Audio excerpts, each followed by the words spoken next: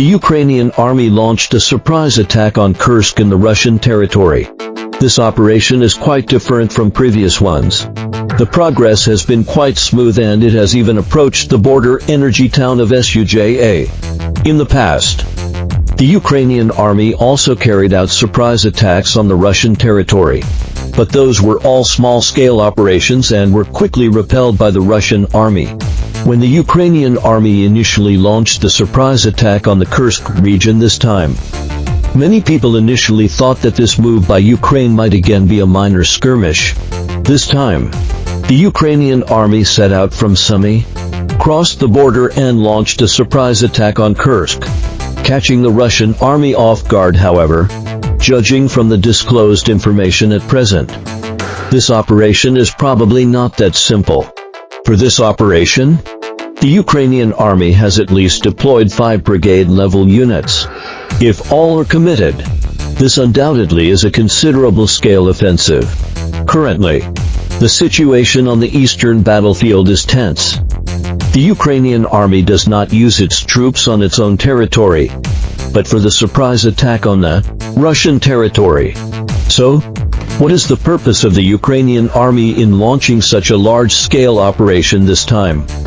In terms of the current battlefield situation and changes in international politics, the purposes of the Ukrainian army's operation are roughly as follows: to show to the United States and the West, to implement the strategy of relieving the besieged by besieging the base of the besiegers on the battlefield, and to cut off the last energy connection between Russia and Europe.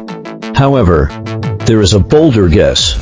Zelensky might be carrying out a risky operation. He might want to seize a piece of territory from the Russian mainland through this operation and then exchange it with Russia for the lost territory of the four eastern Ukrainian regions anyway. This Ukrainian army's surprise attack on the Russian mainland is very different from the previous ones. Next, let's take a look at the new changes in the Russia-Ukraine conflict. The Ukrainian army's surprise attack on Kursk. The Ukrainian army suddenly crossed the border and launched a lightning-like surprise attack on the Kursk oblast of Russia. For the Ukrainian army, this surprise attack was successful. The Ukrainian army's assault troops successfully defeated the Russian troops deployed in the border area and continuously advanced eastward. It is said that the Ukrainian army initially penetrated deep into the Russian territory for 10 kilometers. Earlier, Putin mobilized a large number of troops to attack the Kharkiv region and attempted to capture a 10-kilometer deep security zone. However, the battle has lasted for several months, except for some progress made by the Russian army at the beginning. The northern cluster of the Russian army responsible for the attack has now been stalemated in the Kharkiv region. As for the development of a 10-kilometer deep buffer zone, it has not been achieved to this day. This time, the Ukrainian army was able to advance 10 kilometers rapidly on the Russian mainland, which indicates that the Ukrainian army did not encounter much resistance when it surprised the Russian mainland. The Ukrainian army made rapid progress this time and directly penetrated 10 kilometers deep into the Russian territory at the beginning of the surprise attack, which made Putin very angry. This surprise attack by the Ukrainian army made Putin angry. He immediately convened officials to hold a meeting to discuss how to stop the Ukrainian army's offensive and expel the Ukrainian army from the Russian mainland. Putin also said that this was a large-scale provocation by Ukraine. It is estimated that the West might laugh upon hearing this. The Russia-Ukraine war has been ongoing for more than 2 years. Against the backdrop of the war, it is difficult to discern who is provoking whom between Russia and Ukraine. When it comes to invasion, it becomes even more interesting. Since February 24, 2022, the Russian army has entered Ukrainian territory on a large scale for combat. They first attacked Kyiv, then captured the four eastern Ukrainian regions, and later conducted a referendum on joining Russia, resulting in a public territorial change.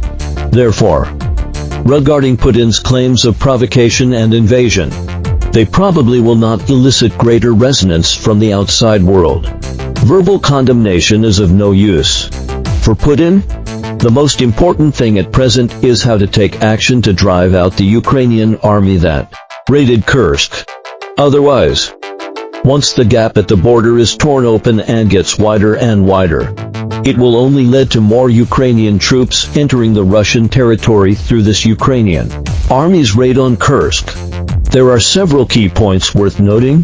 First, the reconnaissance and intelligence system of the Russian army is truly too bad. Before the Russian army's attack on the Kharkiv region, the Ukrainian army had already noticed the large-scale Russian troop assembly at the border. The Ukrainian side has publicly released relevant early warning information many times. As for why the Kharkiv region was still caught off guard by the Russian army in the end, according to the accountability situation of the Ukrainian side afterwards, the main reason is that the funds for building defense works were embezzled and disappeared, and the works were not constructed. Under the circumstances where the Russian army had an advantage in terms of the number of troops and artillery, the Ukrainian army could only retreat. However, before this Ukrainian army's surprise attack on Kursk, didn't the Russian army detect their assembly and signs of action? Judging from the situation of the smooth surprise attack by the Ukrainian army, it is obvious that the Russian army did not anticipate the Ukrainian army's surprise attack and did not obtain any intelligence information beforehand. In addition, in terms of the changes in the situation on the Ukrainian battlefield over the past 2 years or so, compared with the West and Ukraine, Russia's intelligence system is indeed quite backward. NATO's early warning aircraft and unmanned aircraft are frequently active in the Black Sea region, and at the same time, there are high-altitude satellites closely monitoring every move of the Russian army on the battlefield. In September 2022, the reason why the Ukrainian army was able to catch the Russian army off guard in the Kharkiv region was mainly because NATO's intelligence system played a role.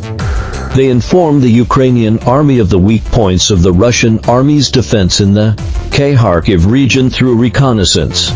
Finally, Syrskaya directly led the Ukrainian army to launch an unexpected counterattack, almost driving the Russian army out of Kharkiv and forcing Putin to announce a partial general mobilization. It has to be said that some tactics of the Ukrainian army are commendable and they are very good at fighting clever battles on the battlefield. Intelligence is an extremely crucial element for victory. Apparently, the Russian army still needs to enhance its intelligence reconnaissance capabilities. Secondly, the defense of the Russian army at the border is rather lax, and the defending troops even collapsed at the first touch. According to the news posted on social media, half of the defenders of Kursk at that time were Chechen guards. However, when the Ukrainian army launched the attack, the Chechen troops retreated rapidly, so much so that on social media, the troops of KDROVJR were called internet celebrity troops, meaning that on the battlefield, they only knew how to shoot videos, upload videos, but had no combat capabilities and even leaked military secrets from time to time in internet celebrity videos. The Ukrainian security official Andriy Koval & Co. revealed, the Russian defenders have a very low level of control over the Kursk border, and their defense line is full of loopholes. Pro-Ukrainian groups, such as the Russian Volunteer Corps and the Russian Freedom Legion have previously launched many attacks on Russia and have all successfully crossed the border and entered Russian territory. This is strange. Currently, Russia and Ukraine are in a state of war. Moreover, the Ukrainian army has already carried out many surprise attacks on the Russian mainland before. Why hasn't the Russian army deployed dense defense works in the Kursk region? Perhaps Russia did not take the Ukrainian army's surprise attacks seriously. In the past, they were just minor skirmishes. Moreover, in the view of Moscow, it has tactical nuclear deterrence and can largely contain the Ukrainian army from causing large-scale disturbances on the Russian mainland. The tactics of the Russian army are very clear.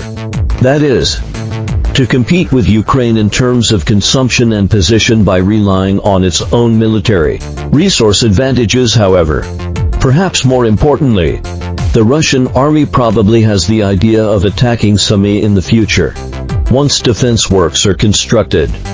This might affect the Russian army's future offensive against Sumy. When the Russian army built the Sur-Overvyakhin line in the Zaporizhzhia region, Str Alkovy criticized, in the future, if the Russian army wants to launch an offensive again, it might be difficult. Thirdly, the Russian army is not good at fighting smart battles, but only rigid hard battles, while the Ukrainian army is different. It is better at using clever forces. Looking back at the combat mode of the Russian army over the past 2 years or so, one will find a very interesting thing. Except for the beginning of the war, when the Russian army launched a large-scale lightning war, KYIV, and advanced from multiple routes. In the remaining 2 years or more, the Russian army has basically been fighting a traditional war. That is, relying on its own large number of troops and artillery advantages to fight head-on with the Ukrainian army directly on the battlefield, and then attacking cities one by one and advancing slowly. Looking at the tactics of the Russian army, except for the airborne Antonov airport at the beginning of the war and the bold crossing of the Chernobyl nuclear-contaminated area, the remaining Russian army tactics are nothing more than consuming. Therefore, since the end of the KYIV offensive at the end of March 2022 until now, observing the territory captured by the Russian army on the battlefield, it can basically be said that there are very few. The number of towns can basically be counted with both hands. The Ukrainian army is different. In addition to engaging in a head-on confrontation with the Russian army on the battlefield, and conducting a traditional positional war, it is also trying to find other tactical breakthroughs. For example, the Kharkiv offensive in September 2020 and the Kherson offensive in November are very powerful proofs. The achievements they have made far exceed the land area that the Russian army has obtained on the battlefield in the past 2 years. In addition, this can also be reflected in the application of unmanned aircraft on the Ukrainian battlefield. Unmanned aircraft technology has been highly and maturely verified, and the two countries of Russia and Ukraine are conducting a large-scale unmanned aircraft war. The advantage of the Russian army still lies in competing in quantity. Through unmanned aircraft swarms, it launches fierce attacks on the Ukrainian army on the battlefield. At the same time, the unmanned aircraft of the Russian army also act as the role of cannon fodder to consume the anti-aircraft ammunition of the Ukrainian army on the battlefield. The manufacture of unmanned aircraft by the Russian army mainly focuses on small suicide unmanned aircraft. The unmanned aircraft of the Ukrainian army is different. It pays more attention to a technical advantage and shows more flexibility in tactics. For example, the Ukrainian army has repeatedly used unmanned aircraft to carry out long-range attacks on the Russian mainland and even launched attacks on Moscow many times. In addition to attacking the Russian troops on the ground, the unmanned aircraft of the Ukrainian army even shot down a Russian helicopter recently, which is a very astonishing operation. In the Black Sea naval battle in 2022, the unmanned aircraft of the Ukrainian army closely cooperated with anti-ship missiles and successfully hit the cruiser Moskva. In terms of the application of unmanned aircraft, Ukraine is far stronger than Russia. The former pays attention to technology, while the latter pays attention to quantity at present. The Russian army is still fiercely attacking the defense line of the Ukrainian army in Donbas, trying to continue to tear more gaps by relying on the number of troops and artillery. If the Russian army could fight with a clever force, perhaps the battlefield situation would not be as stalemated as it is now.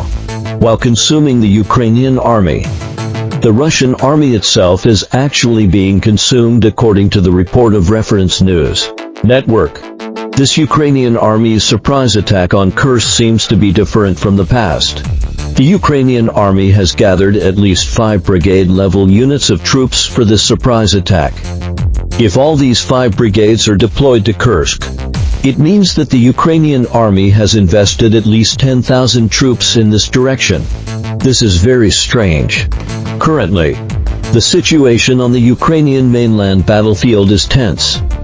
The Ukrainian army is at a great disadvantage in terms of personnel. It has troops, but does not invest them in the eastern battlefield. Instead, it surprises the Russian mainland. What exactly is the Ukrainian army trying to do? Or what is the purpose of this Ukrainian army's surprise attack on the Russian mainland? There are mainly several guesses here. First, it's for the West to see. For Ukraine, Western aid is extremely crucial for the Ukrainian army's battlefield operations. If Western aid is lacking, under the circumstances of lacking money and weapons, the actions of the Ukrainian army will be extremely difficult. And the current political changes within the West are extremely unfavorable to Ukraine. This year, the United States is facing a presidential election. Republicans, Trump, have no interest in providing military aid to Ukraine.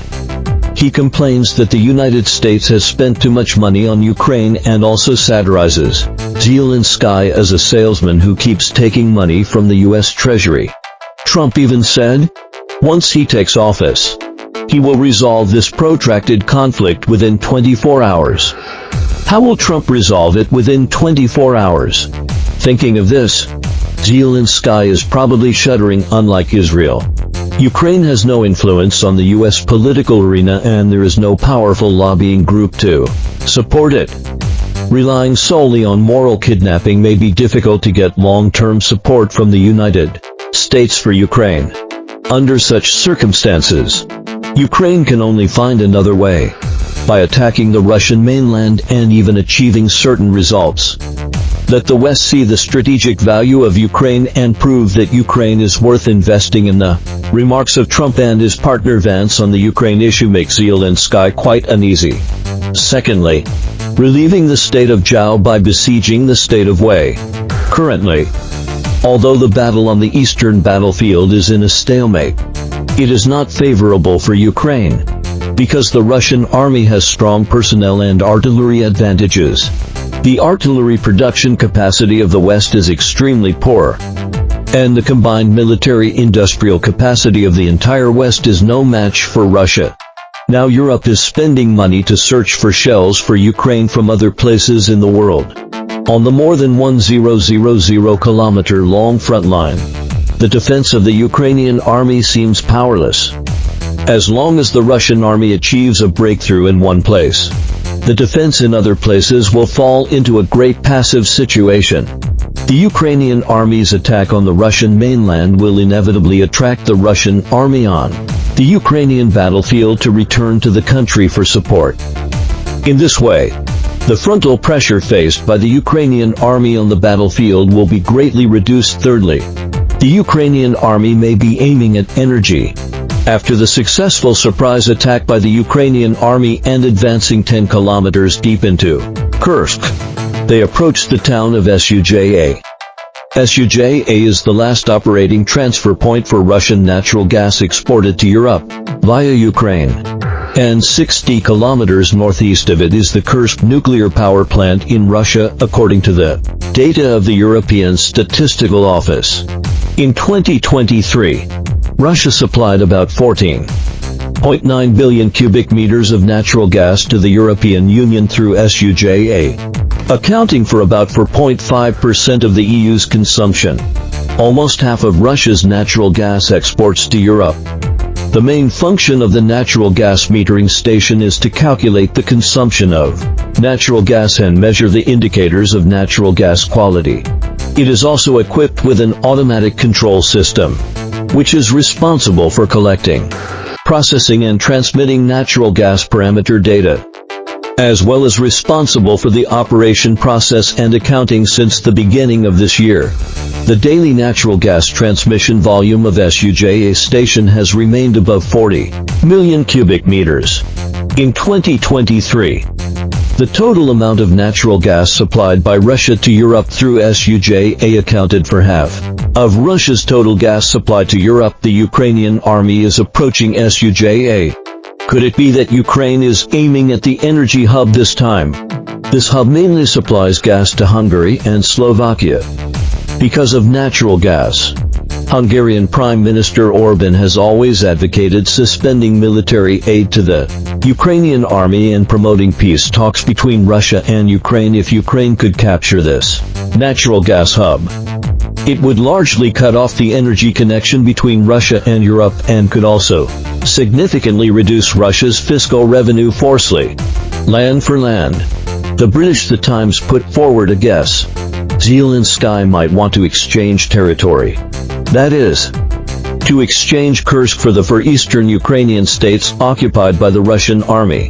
The Times believes that the four Ukrainian states have become the biggest obstacle to the current and even future Russia-Ukraine ceasefire negotiations. Regarding Ukraine's neutrality and security guarantee, they are actually relatively easy to negotiate. Only on the territorial issue, both Russia and Ukraine are extremely difficult to make any concessions. If Zelensky gives up recovering the territory, he might have to bear the risk of stepping down. It is even more impossible for Russia to give up the territory it has obtained. Putin might also be unable to explain to the domestic. Russia has fought for more than 2 years, spent so much money, and so many people have died. What did it get in the end? Zelensky might be taking a risky move, exchanging Russian territory for Ukrainian territory. Facing the stalemate territorial issue, Zelensky and NATO had to adopt an active offensive approach, attempting to salvage an almost unsolvable defeat. Despite the huge risks of such an action, Russia might activate tactical nuclear bombs. President Zelensky still did it. Otherwise, he would become the most incompetent and humiliated person in Ukraine's history. But whether it can succeed specifically probably depends on the performance of the Ukrainian army on the battlefield. The governor of Kursk Oblast said that more than 100 civilians were injured and more than a dozen were killed. The Times reviewed satellite images taken since August 6. These images show that at least 24 buildings in SUJA and the neighboring village of Goncharovka were damaged or destroyed, including houses, apartment buildings, gas stations and annex buildings of art schools. As the invasion expanded, Kursk was filled with people fleeing the war. The name Kursk reminds many Russians of the large-scale tank battle that occurred nearby during World War II, where the Soviet army stopped the advance of the German army in that battle. The 38-year-old independent political activist Fert CV of the city said in an interview that people queued up to go to the aid centers set up by charity groups to seek help. He said that the mobile phone signal was unstable, and air raid sirens rang frequently, making people extremely nervous. When the alarm sounded, the buses would stop running. Those who couldn't afford the taxi fare could only walk to work or hope that strangers would give them a ride. Whether the invasion will change people's views on the war is another question. The Kremlin downplayed the significance of the offensive on state television rather than treating it as a consequence of Russia's invasion of Ukraine. Regarding this war, people have many different opinions, Fert CV said, but in terms of people's thoughts, everyone thinks this is a tragedy.